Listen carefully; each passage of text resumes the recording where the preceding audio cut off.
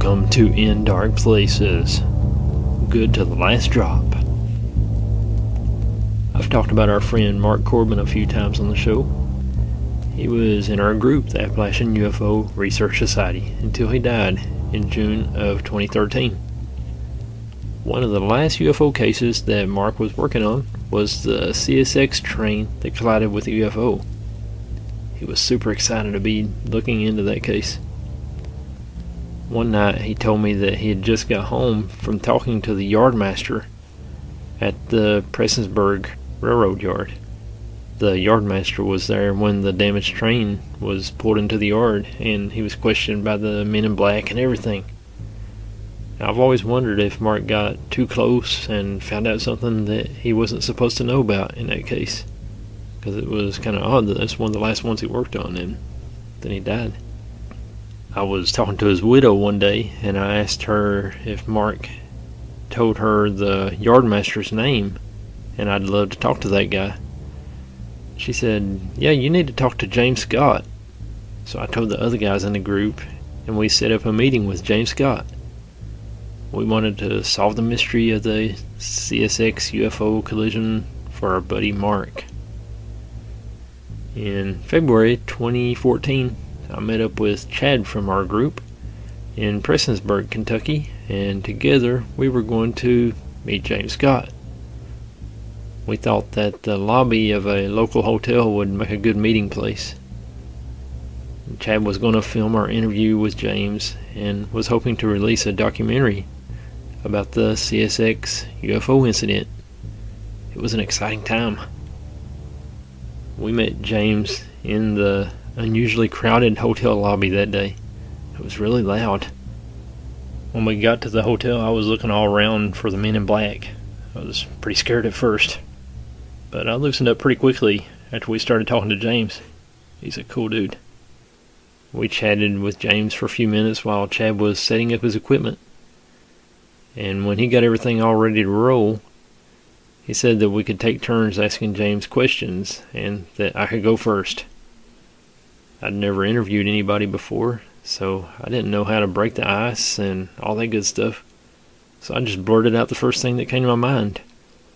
"Are you a former employee of CSX?" James must have thought I was crazy. He was like, no, not me. So instantly, Chad and I were crushed. We looked at each other, defeated. But we had James here at this hotel, so we did our interview. I've cleaned up the audio the best I could, and I'm going to play it for you here this week. And now here is the Nicolas Cage meltdown of the week.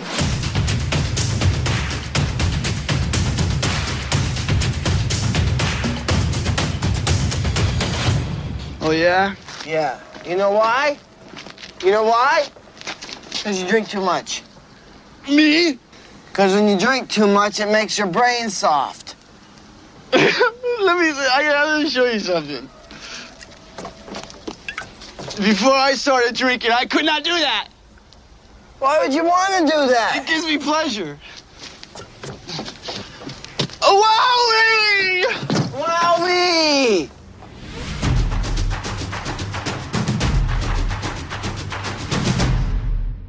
Hey, I'm being told we have Cryptid Corner.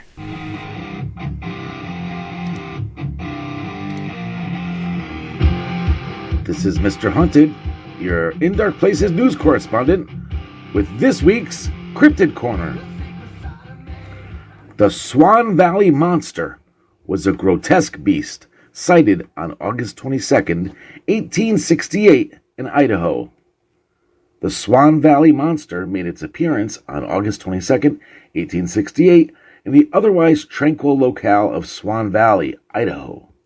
Its presence was witnessed and reacted to by an unnamed old-timer crossing the river at Old's Ferry. The first thing he saw of the monster was an elephant's trunk rising from below the surface and spouting water.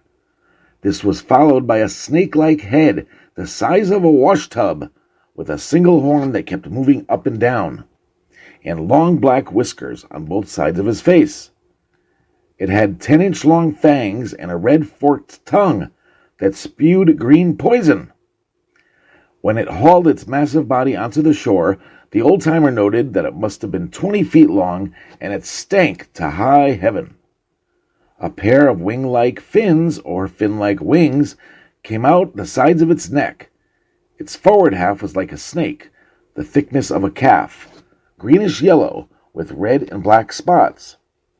This, in turn, led to a fish-like section with hand-sized rainbow scales shining in the sun. Finally, the tail was a drab, scaly gray like a crocodile or lizard tail. Shiny black barbed spines, like those of a porcupine, lined its back from head to tail. And there you go, that's the Swan Valley Monster. Back to In Dark Places.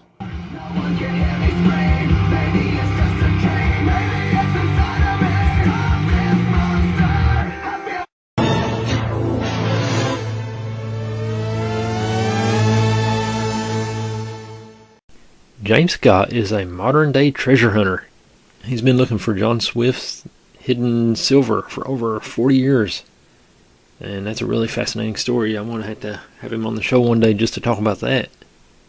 He wrote a book entitled Clues to the John Swift Silver Mines of the Appalachian back in 2019. And here is our 2014 interview with James Scott. Were you an employee with CSX? No, I wasn't employed with them. No. The CSX train, are you familiar with that? Yeah, I've read that and I looked it up on the internet where it hit one of them CSX trains down here between Paintsville and Louisa. Yeah. That UFO. Yeah, they claim there was 4 of them, the way they described it. And they were lights shining down on the river in there. There was 4 of them with a beam of light going down, searching for something along the river through there. And this one was over the tracks coming up, and the train, it had hit the top of the train, the CSX train, and it smashed the whole top in on it, crushed the windshield in the front of it. And the guys, the way they described it, why, it didn't make a dent in that UFO. They said all 4 of them just raised up and they just vanished, just shot right off. But that train, it was destroyed. I've seen pictures of it. Yeah. I found a picture of it too there. I was wondering maybe if you could confirm if that was the one, because we kind of thought that it was just yeah, that's it. That's it? Yeah. See, they actually brought the train up here at Martin Yard in Martin for further investigation, and they had it covered up. And I knew the guy that worked over there, and I questioned him about it, if it was true. He says it was, and they had it, the train over there for a while, and some guys from, I guess, D.C. come down. I call them men in black because they were dressed in black. And I asked him, if that really happened or not, but he says, how the government is on these things, they hushed it up. I guess they told him the same thing. He didn't go into details. I've known the boy, half of my life, and he wouldn't hardly talk about it much. So I say they hushed him up on that. You hear a lot about those guys coming in, trying to they were there. Secrecy and stuff. Yeah, investigating this. Did you live in the area then, James? Yeah. I was born and raised over in Martin. I live out here now, Spurlock out here. Yeah, it's between Martin and Prestonburg. Yeah. So did you hear about this when it happened? That was in 2002, I believe, when that happened. I heard something on the radio about a train getting hit or something, but they wouldn't go into details on the radio about it. I didn't know it was a UFO until I read about it. I had never heard about it until Kyle, one of our group members, he wrote a book and had that story in there. Mm-hmm. And that was the first time I'd ever heard about it. They kept it under rugs. I didn't know nothing about it. I had heard about it. My grandfather had retired from the railroad, and I had a family member work the CSX lot in Huntington, the main yard up there. Yeah. And I had heard about it, but nobody was saying it was possibly a UFO. You know, Yeah, they hushed that up, you know. They wouldn't talk about it. And my friend, he sure wouldn't talk about it much. You know, I asked him if the UFO actually hit it, but he was trying to get around it like them guys might have been on drunk or dope or something. But I said, you know, what they claim it hit the train. And I said, they moved it up here to Martin. He said, yeah, they did bring it up here. And the government men, I guess, he calls them come in, but he says, you know how they are with this stuff.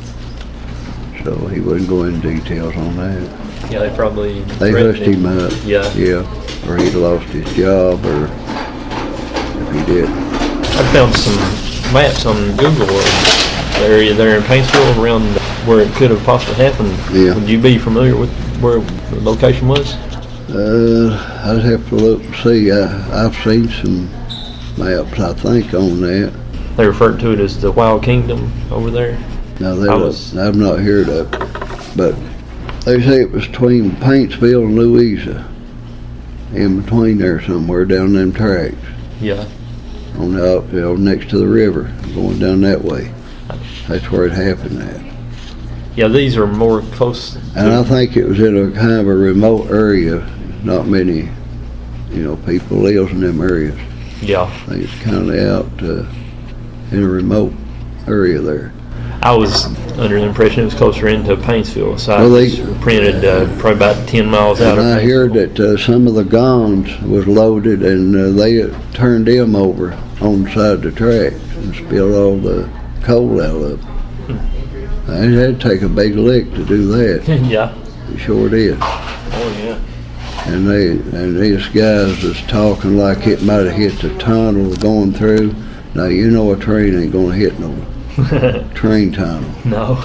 Many times they've been through them, but there's no way. No, it's not possible. No, I'd say them guys was telling the truth about that. They were UFOs that hit them.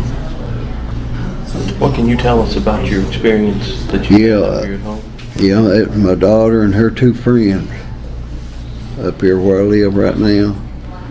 And me and the girl's dad was gone for a couple hours. We had a meeting in Prestonburg. Well, when we got back, they was all jumping, and going on and hollering this and that. They seen a UFO. Telling me and, John about it. And I asked them what they seen. They said this flying saucer come across the house, and it was way down low, It was treetop level, a circular dish shape, and had colored lights. I think she described them as being yellow and red and green or something, colors.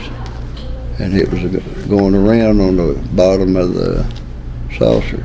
And she said there was a cylinder in the bottom of it, a round cylinder type thing going around spinning.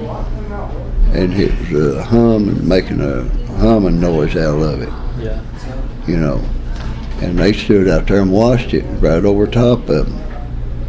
And she said it was a huge disc, a real big, dish-shaped saucer.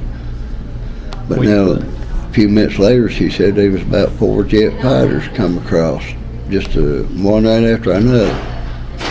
She said when they left, and it raised up a little and went down the road there for maybe 300 yards to a left-hand turn up in another section of the holler, and they went up that way and went outside. They don't know where it went from there. It's probably a couple of miles to the head of there, then you can cross the hill over to another road over there. It might have went across back through there somewhere. Yeah. But my wife and them was in the house. She was on the computer, but she said the house kind of vibrated when it come across, she assumed it was a helicopter.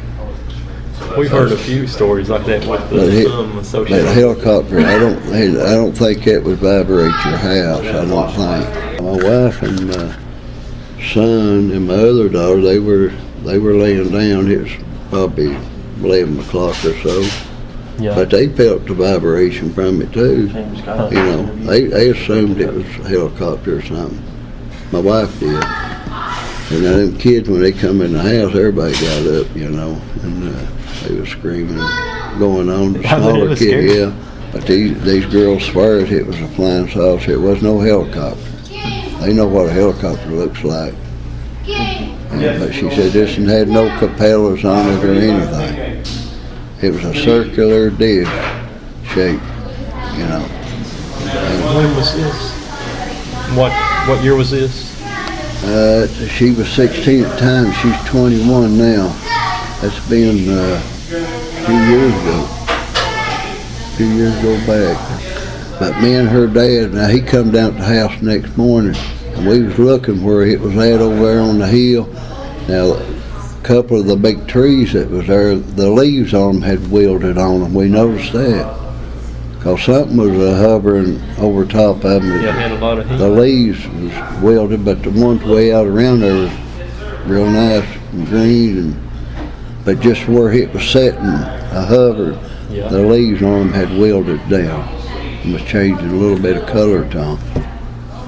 And John says, yes, they've told the truth, said them leaves shouldn't be wilted from no helicopter. There had to have been something there with a lot of heat on it that would have got to them to do that. Yeah, that I seen that, you know. Me and him was looking at that next morning where it was at up on the hill there. Did you get any pictures of the? Didn't get no pictures. I had a camera, but where the girls, they probably didn't even think about getting a camera. Yeah, something like that happened. Yeah, the smaller kids, they come in the house, running, jumping, going on. But the other ones stayed outside. I wish they had a camera, though. If I'd been there, I'd have went and got my camera and got a picture of it. But I wasn't there. I was gone. Sometimes that's the last thing we think about. Yeah. Crazy situation. Yeah, like I know. And I believe my daughter and them other girls, because I know my daughter, she don't story. She never has. And to this day, she still says that's what it was. I keep a camera on me all the time anymore, just in case I see anything, and then I'll still end up forgetting whenever I actually do see it. I wish I took a picture of that. But, yeah, it would pay to keep a camera handy when these things does happen, you know, get pictures. But if I'd been there, I'd have got pictures. Yeah. I know where my camera is. I would have got some pictures of it. But they didn't get no pictures. But, can you tell us about you said you had a sighting where you actually saw one yourself in Indiana? Yeah, it was in Indiana. It was up in Warsaw, Indiana. Probably 40 miles from Fort Wayne. Back in the 60s there, 61, 62, 3, I worked up there then. And my brother-in-law, he was a tree cutter then. I helped him on the side. You know, we cut trees off in lakefronts out there, where trim them up and this and that. Yeah. And it was a hot day, summer. And my brother-in-law and my brother was there. And another guy that was with us, he had hard to help us. He lived up there. And it's a neighborhood through there, you know. And we happened to look up and see that we heard the jets, you know, coming. But this saucer shape, it was egg-shaped looking, silver, real bright looking. And no wings, no tail sections or anything on it. It was just a bright ball floating, you know, zooming through the space, you know, right out there in the blue. You can look right at it and see it. But way behind, here come fighter jets. I think it was either 3 or 4 of them, trailing this thing. But they couldn't keep up with it. Whatever that UFO, whatever that was, but it was gone in no time. Them jets, there's no way they could have caught up with it. It was way out in front of them going. That was the experience I had up there. Yeah, I believe them things really existed, but where they're from, I have no idea. I don't think we've got anything like that here. I sure don't.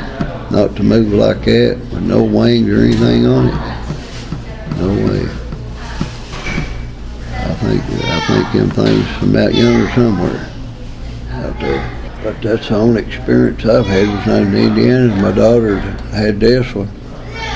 But this is the one I would like to see, that one. If it was as low as she said it was. She said it was just barely moving. You know, it wasn't just floating over top of the house. Real low, just float. That's, man, women seem to be luckier than men. I know a lady who was, she was out in her backyard with her mother and her mother's friend, and they saw, it's funny, it's the same thing you're describing. It shook the house, they had a vibration. Said it had a vibration to it, because my wife felt that.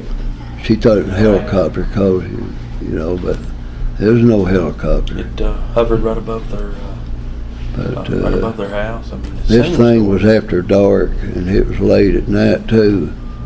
And they were out in the yard. You know how kids will play out in the yard, you know.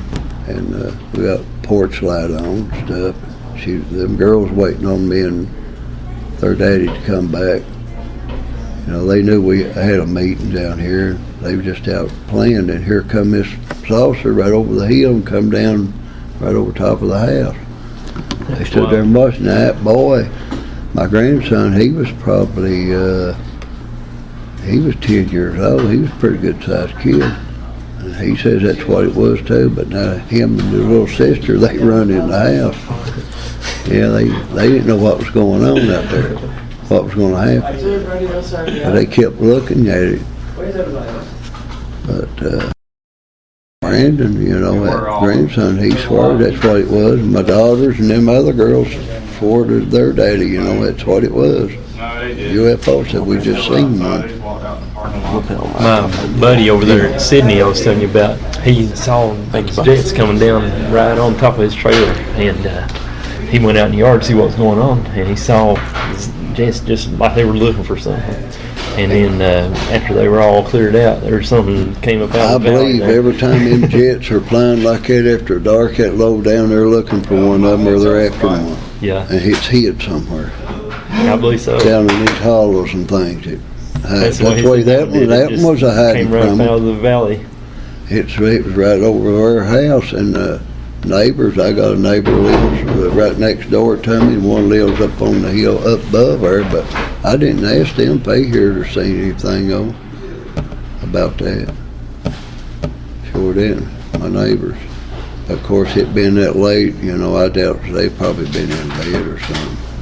But now them kids, they sure swear that's what it was. And I believe my daughter. Yeah, sure do. I had a guy up home where I live out there in Oldville, Kentucky. I haven't even told you this story, Jimbo, but I told Kyle. I'm still trying to get this guy to be willing to talk about it. He's not a UFO believer. Yeah. He don't even watch TV. He's a lineman, climbs telephone poles for a living, and he drinks. That's his two occupations. Yeah. Run some telephone cable, drink a case of beer, and do it the next day.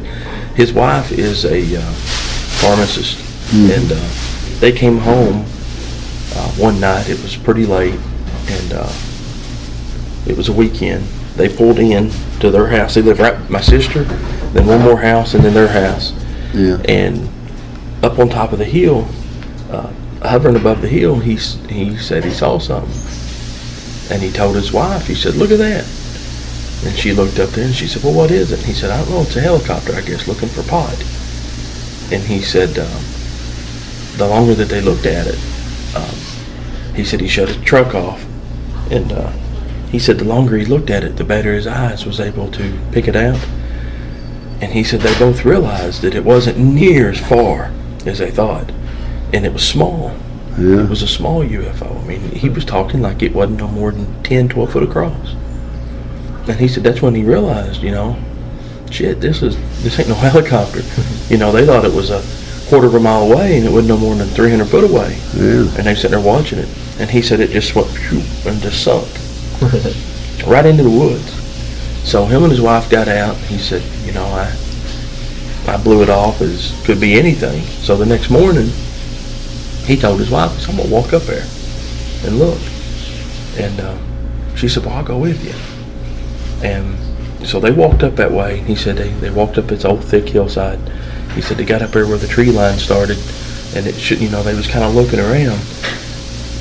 He said probably 100 feet up in front of him. He thinks it had been laying there, that it had landed, but he said it was like it had covered itself with foliage, because he said it just burst up out of the leaf bed straight up. He said to about the height of the trees right in front of him. He said when it got up there, it was above him. And he said, I like to have a heart attack. Yeah. You know. And he said it hovered there for about 3 seconds, and he said it shot off so fast that it was gone out of my peripheral before I could look that way to see where it went. He said it just disappeared that way. And I was like, well, was you drinking either night? And he wasn't drinking. And he told me, though, this is what surprised me about this. He said something about the bottom of it, and I've never forgot it. This happened a year ago, and I'm still begging him to let me interview him. But he said the bottom of that craft was rotating opposite directions. The center was rotating this way, and it had another ring that rotated opposite. So it was like this, and like it was opposite. The middle rotated this way, and the outer rotated this way. I read stories that same way. And, you know, that brought me to mind where I was talking to one gentleman who was a mechanical engineer, and he swears up and down that if they've discovered how to fly with the directional changes, they're not using thrust, because thrust can't do that. The most powerful, he said it would take an engine the size of a hotel to stop, to be going, you know, 4,000 miles this direction, stop and go back that direction. Yeah. But he said if you use magnetism, then it's like repelling two magnets. If you have a really powerful magnet here and one of opposite here, it'll shoot it the other direction. You can shoot it at it and it'll go the other direction with literally no energy used, just the energy of the magnets themselves.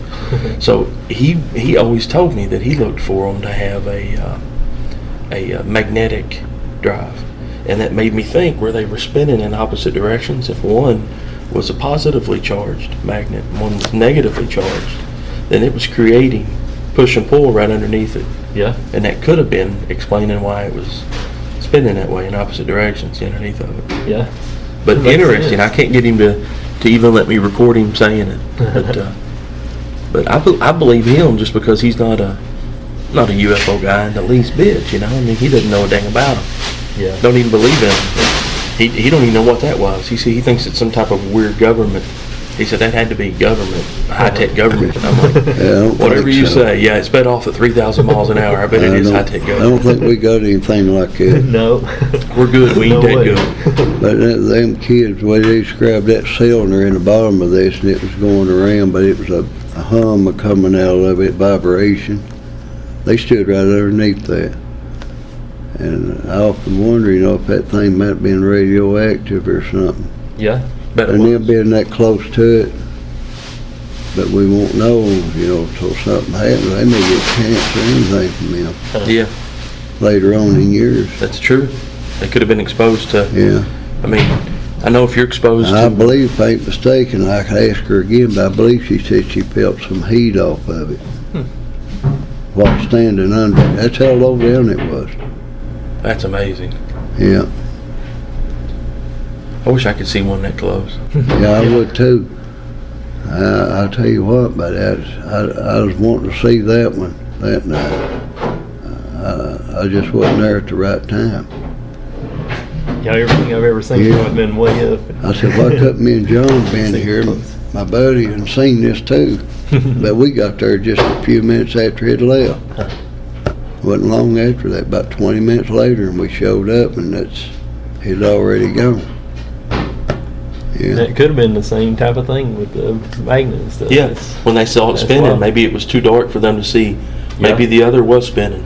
It could have been spinning in two different directions. It may have, but she said it had a round circular thing underneath it was going around.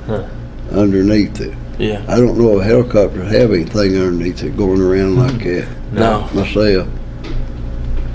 No, we don't have any conventional She craft. said that it has had no anything to- propellers on top or anything. It was a dish-shaped round, and it had colored lights around it blinking. 3 different colors, the way she described it. But that, talking about that cylinder right there, that I knew right then that wasn't no helicopter. No, I believe what she said.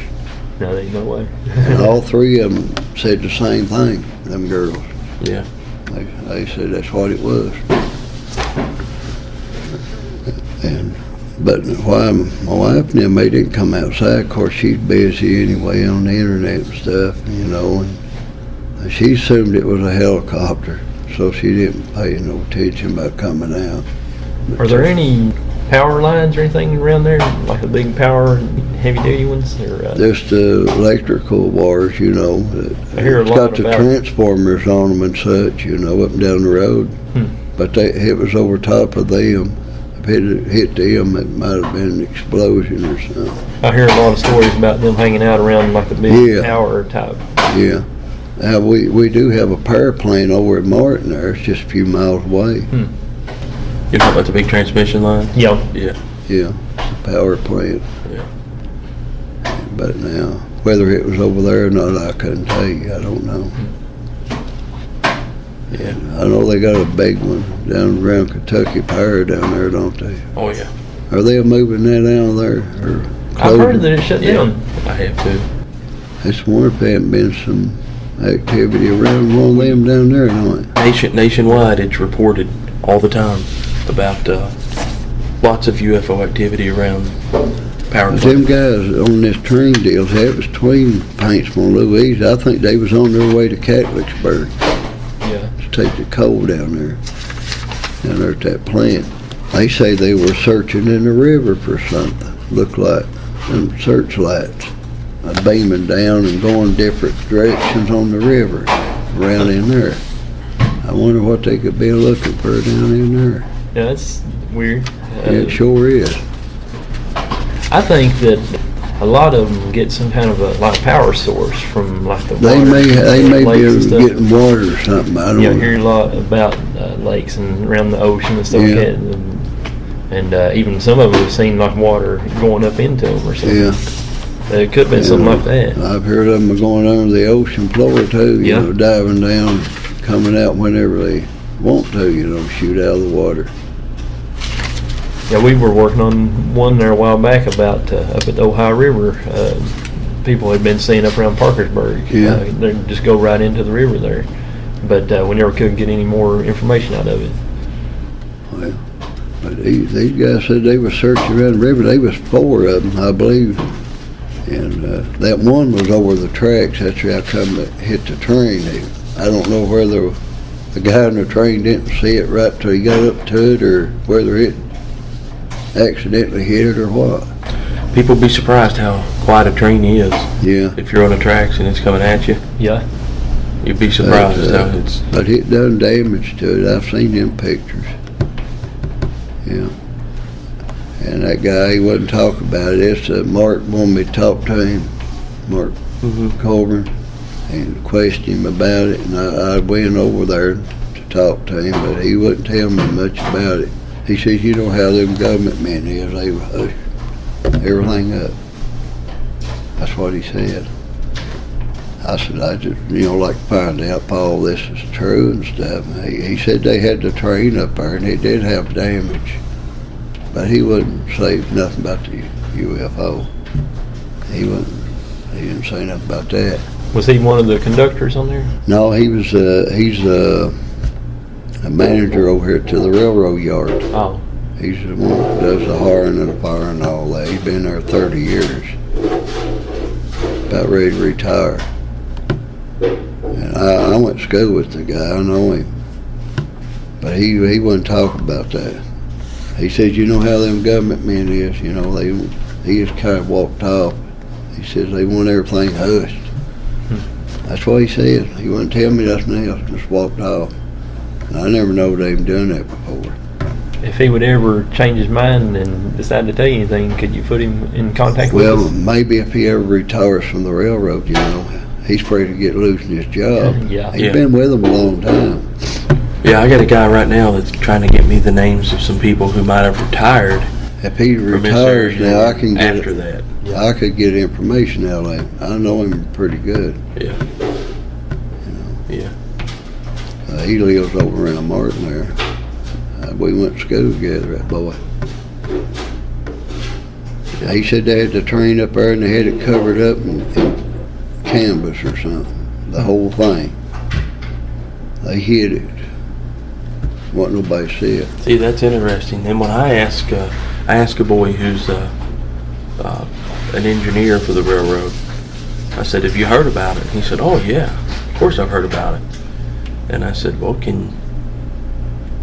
know you probably can't answer this." I said, "But can you at least give me a hint of whether or not you think that story holds water?" And he said, he could have just said, "No, it don't." Yeah. Just as easy. But he said, "I plead the fifth." So that tells me, since he won't answer it either way, then, you're... I'd say this guy here that, I say he's been threatened by the government. I'm sure of it. There was 4 of them. He said they were dressed in black. That's what he told me. Black coats and all, I reckon. But he said it's government men. He called them CIA or something, or out of Washington, D.C. They come down there to investigate that. I wonder why they come so quick Yeah. to get there. I agree. Well, that's the Flatwoods Monster, 1952, that UFO supposedly landed, and them kids that was playing outside saw it.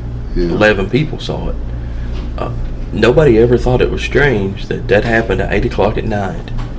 Now, back then, you didn't have no internet. Yeah. Most people didn't even have a television. Some had phones, some didn't. A woman called the police. The police didn't get out there till about 8:30 or 8:45 to check it out. But they're telling me by 1 o'clock in the morning, the National Guard from all the way down in Charleston, which is 2 hours away, had already loaded, was able to drive up there, and and that was get all their guys called in. Now, they weren't living there, they had to call their volunteers in, and then get all the way up there. And not only did they not come in the main road, they traveled this old dirt logging road and come in the backside of it, which would have took hours. Yeah. But yet they were there 4.5 hours after the police were called. The order was given directly from Washington, D.C. The head of the West Virginia National Guard didn't even know that one of his National Guard units had been called out. He didn't even know. The order came from Washington. Now, how did it go from 8:30, a little old small town sheriff hears about it, and then 4.5 hours later, you got 275 military on the ground? Yeah. Military is something funny. They're always on the side, ain't they? When something like that comes up. Always. If it wasn't true, why are they And there? all they do is hush people up. You don't talk of this and that, and that's why we never find out anything. Yeah. They hush everybody up. Yes, they do. But they got a lot of information up there they're not releasing, ain't they? Oh Yeah. my God, that Project Lots of Blue it. Book stuff was a joke. And this last meeting they had in Washington with all the ex-senators and ex-congressmen, Yeah. they just made, a lot of stuff got talked about, but they made a joke out of us UFO people. I should have mentioned that, but the chief of police over here in Martin, I knew him real good, Herschel Lester, but he's deceased now. I think his wife might be still living. But now he worked up at Wright Patterson's back in the 40s for the Air Force. Yeah. Back then in the 40s, and I was asked him about that UFO they supposed to have up there in that hangar 18 or something. Yeah. And he told me it was there. The guy did. He said, "Believe me, it's there." He said, "I've seen it." God, I'd love to get up there. Yeah, I talked to him. He was the chief of police over at Martin.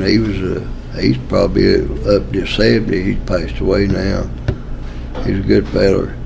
But now he told me that it was up there. He'd seen it. Oh, He said they got one there. Well, they're in Fort Knox in Kentucky. Everybody thinks that we keep gold there, but Yeah. I've said forever that the gold ain't in Fort Knox. That wasn't built for gold. That was built for other reasons. Yeah. That was built to house. I think I've talked to one person that worked there. I can't say her name, but she worked there, and she was she dictated their meetings, and this was back in the 70s, late 60s and early 70s, and she dictated their meetings in Fort Knox. And she said that and then she was in her department, they paid the bills, which is funny. Somebody's got to pay the bills, you know. Yeah. She said that they had 16 electric service boxes. And I said, and I stopped her. I said, well, was that a lot? And she said, no. They had 16 electric service boxes that serviced their underground facilities. 16 service boxes. It took so much electricity that the local electric company had to run 16 service drops to serve the electricity for just the underground area of Fort Knox. I said, how many does the upstairs? And she said, 3. 3 service boxes to do all that you can see. So if you imagine 16 to do all you can't see, so that ain't heating and cooling, because underground you don't heat and cool, it stays nice temperature. So you're talking about an area, if this is Fort Knox building, you're talking about an area as big as this table underground that you don't see. And she said that she always heard that they had Mantell. Yeah. Thomas Mantell's plane. It's under there. Yeah, he got shot down. Yeah, he got shot down. And she said the reason that she always heard it was under there was because it had where it got hit. They always wanted to keep it because it was an unconventional weapon. They had no idea how that damage was inflicted, so they kept it to study it to see if they could ever replicate the damage, because it was just one shot and took it down. Yeah, the government's trying to cover that up too, trying to say he was trying to chase a star or something. Yeah, chasing Venus. That don't make sense. Yeah, man who He knew what he was talking about. One of the best pilots we had in this country didn't chase Venus. They always blame it on Venus. Yeah, they always blame everything. He Swamp knew, gas and he Venus. knew what he was talking about. He was chasing and was going to shoot it down, and probably did shoot at it, and then it got him. Well, blew him out of the sky. I've heard some people say that that how they take stuff out of the sky is with plasma, and I was like, I thought about that, and I thought, that makes sense, because now most heavy machinery that cuts steel is using plasma cutters. They don't use conventional cutting anymore. But where'd we get the idea to use plasma cutters? Makes you wonder. Yeah. So if you shoot a big old ball of plasma at something and it hits, just cut right through it. It just go on through it and keep on going, and however big the ball is, how big the hole would be. So you can imagine that would do some damage to an airplane. I reckon.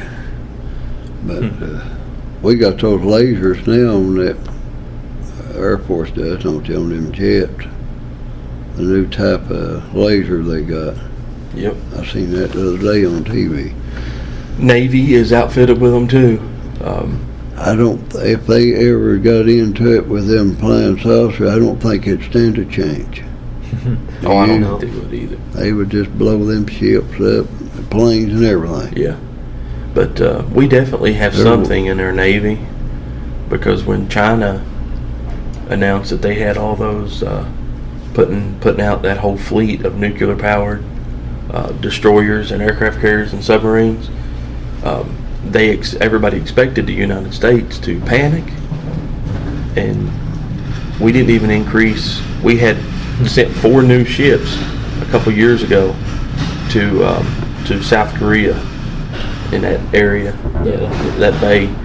We didn't even reinforce them 4 ships, knowing that China had just put 30 new ships, nuclear powered, into the ocean not far from there. We just left them 4 sitting there. I remember about that. Yeah, people say, well, why would we do that? Well, because we must be pretty convinced that them 4 is bad. Now, I heard they're fitted with laser weapons, because I know that the Navy tried it 3 years ago. They actually shot a drone down with a spread beam focus. Yeah, they've got a pretty good system there. Yeah. So if they're shooting lasers, then a laser can lock onto anything, unlike a conventional round.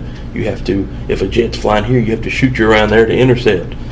But a laser don't. You point directly at it. So if they're shooting missiles, if they're bringing planes, and you got lasers that track by computer, done. That you could never get close to them 4 ships if that's what they got. But a UFO could. Yeah.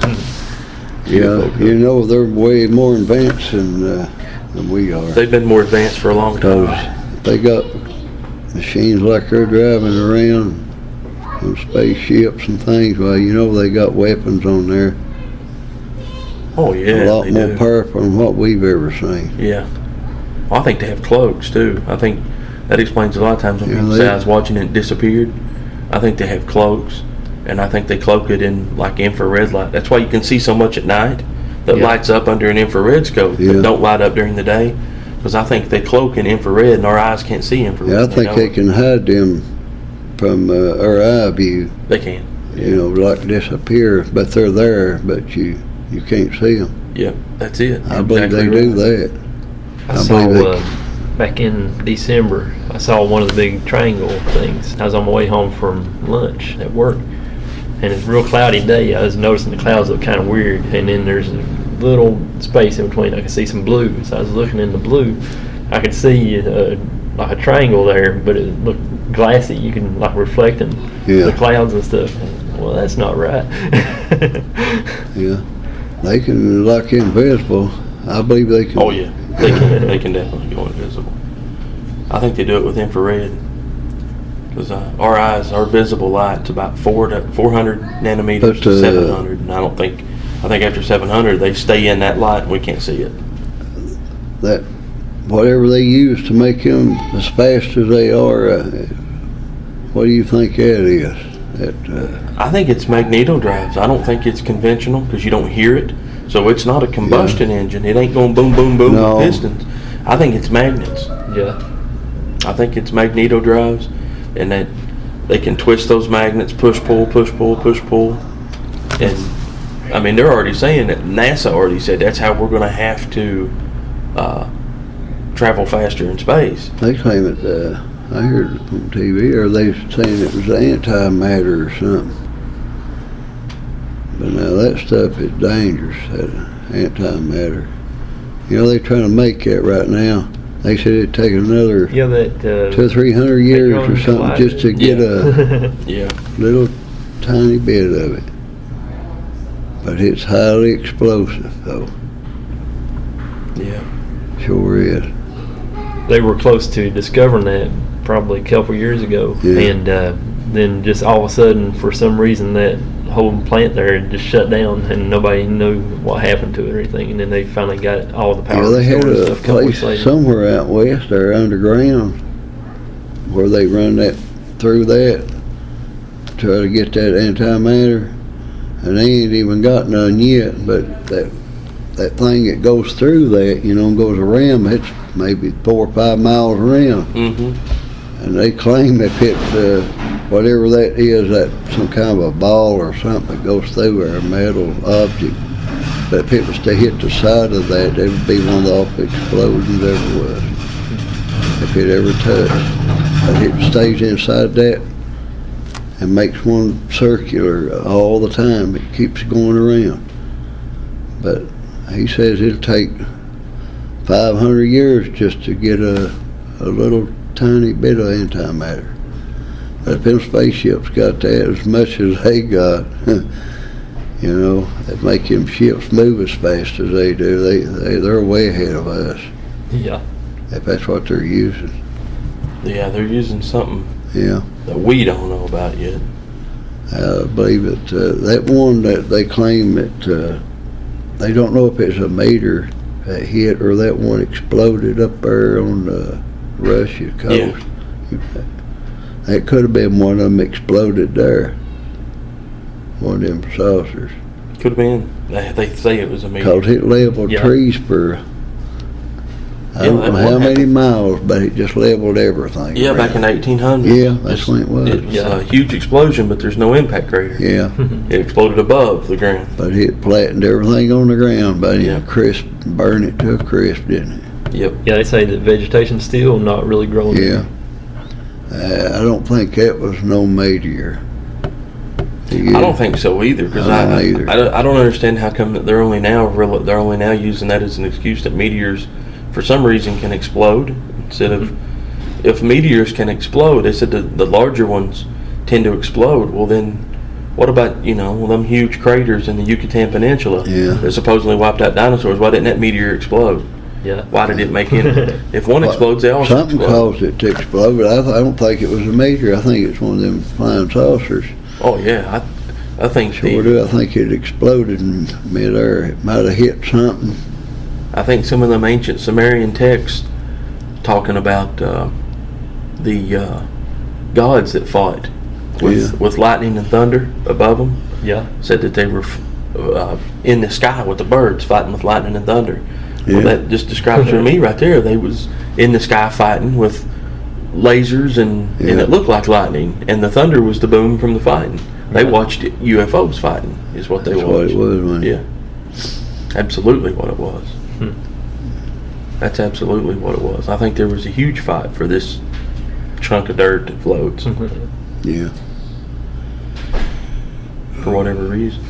There's these pictures from down there on Yeah, that's at Paintsville on the. Yeah. It goes from the railroad yard up to probably about 5-10 miles out of the yard, heading toward Louisa. yeah.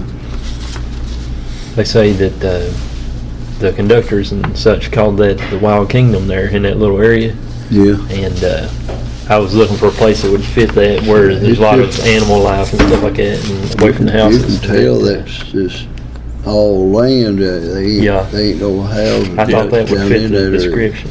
Yep. Yeah. That river runs right through there. You can see it right along that river. Yeah, you had a couple of spots there I thought was interesting because it was close to the river. Yeah. And it was tracked, so those were.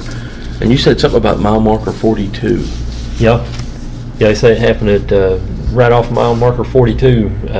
I don't know. Off from 23's mile marker 42? I think it was on into the town in Paintsville there, because I don't remember Them seeing. mile markers, you can see them along the road there on them signs. Are they on 23? I was kind of looking on the way in here. Just and look on the side of the road. They got little square signs about that wide, and that top's got the markers on it. So it's All of supposedly that mile marker 42 off just from have to look 23 for is it. close to the tracks that have been right across from it. Yeah, That's I the believe so. rumor. Well, we can find that. yeah, it shouldn't be too hard to locate it. Yeah, all highways have got mile markers. Yeah. Ever so many miles. And that was on February 22nd, 2014. James talked about his daughter seeing a UFO 5 years before that, so I did the math, and that would have made her sighting in 2009. See how smart I am? That was such a good day for us. After the interview, me and Chad drove toward Paintsville and started looking for the location of the actual collision site. We were like the Goonies or something. We drove up a few little roads that we thought were the right spot, but then we found the mile marker next to the tracks, and it wasn't the same. So we loaded up and kept looking until we found the exact location of the mile marker in question, and we were so happy. It was our own little top secret Hangar 18 or something. We got out and started looking around for any kind of debris from the wreckage. And the first thing I noticed right off the bat was that the gravel around the train track at the site was all new. I mean, it wasn't brand new. We were there like 12 years after the incident occurred. But this gravel was cleaner than the gravel just a quarter of a mile up the track. That gravel was dark gray, and you could tell it had been there for a long time. And then the gravel where the collision occurred was a lighter gray.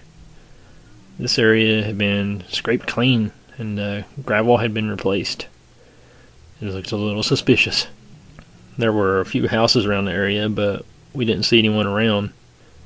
And even if there was anyone around, we were hesitant to talk to anyone because we were afraid of being shot or something, because rednecks. And the thing that's funny about this case is that every couple of months, some kind of weird new information pops up. We'll get tips on our YouTube video or emails or something. People will comment, hey, I was there, I saw that, and like that. And a couple months ago, Tony Merkel from the Confessionals podcast had a secondhand account of the story on his show. And here is his account. My dad worked at a coal loadout where they actually loaded trains. He was on his way into work that morning, and he said, I got stopped at the train tracks because this was about 3 miles from where we live. He had to cross these tracks to get to work. And he said, I got stopped at the train tracks, and I sat there forever. And he said, finally this train comes past, and he said, but I see the 2 locomotives at the front. And he said, usually, he said, I just thought, well, they're going slow or whatever. But he said, there wasn't any lights on this locomotive, either one of them. And he said, as the front locomotive passes, he said, the front windshields were busted out. He said, the top of it was caved in. And he said, I thought, they've hit a tree or something. And he said, but then it kind of hit me. I thought, well, if they'd hit a tree, the other locomotive would still have lights, and there would still be, the engines would still be running, obviously. But he said, these were silent, and there was nothing on them working. And he said, so the train passed. I didn't think nothing about it. I went on into work. I'll put a link in the description so you can check out the whole episode. That guy has some really cool stories. And I listen to the Confessionals all the time, but somehow I missed that episode. So thanks to our friend Matt for letting me know that one slipped by me. We took Kyle to the site the following weekend, and we did a more detailed investigation. I took my Geiger counter, hoping that I would find some kind of trace radiation or something, but I didn't find anything. We took tons of pictures and got some video footage for the documentary, and I'll just tell you, there's a lot of work that goes into filmmaking. Too much for one person to try to take on. The documentary never did see the light of day, and we've just been holding on to this interview with James for all these years. I'm glad I finally found a way to get his stories out there. Thank you for your patience, James. And thanks for letting us play your interview here on the show. And thanks, Chad, wherever you may be. This was our first meeting with James, and I've become friends with him over the years. He's a great guy. He's got some amazing stories. I recorded a new interview with him a few nights ago, and I'll play that interview on the show next week. You don't want to miss that one. He's got some great stories. But that's about all we got for this week. We hope you enjoyed the show. If you've got a true story to tell and you'd like to be a guest on the show, send an email to indarkplacespod@hotmail.com. We'll see you again next week. God bless you.